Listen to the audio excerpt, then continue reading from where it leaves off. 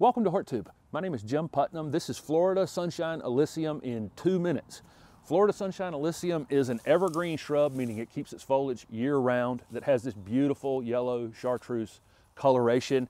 It's actually brighter in the winter than it is in the spring, summer, and fall, although it's bright then as well.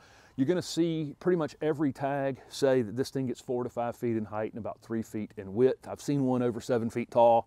But it's slow enough growing that it would be super easy to give it a haircut whenever and keep it in that 4 to 5 foot range if that's what you wanted to do.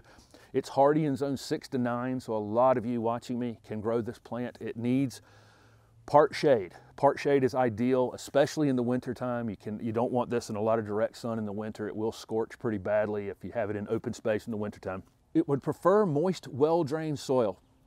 The space that I planted this one in is moist, but not well drained, so I elevated it and I used some pine bark soil conditioner when I planted it so that it dries out between waterings.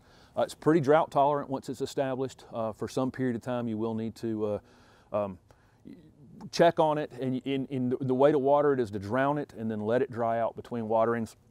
Don't baby it to death. Don't give it water every day or anything like that. It's a chartreuse version of Florida Illicium, which is native to the southeast, and it smells like licorice when you break the leaves apart. It's very disease and insect resistant and pretty much deer proof because of that fragrance in the leaf. Thank you very much for watching this 2-minute version of this variety.